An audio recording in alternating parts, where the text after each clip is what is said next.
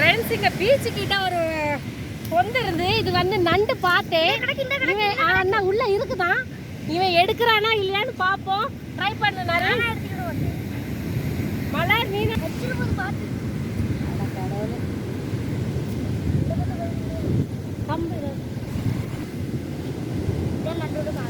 இந்த பாருங்க, இதுதான் நண்டு. தெரியுதா உங்களுக்கு? ஆனா நம்ம எனக்கு கொஞ்சம் பயம்தான்.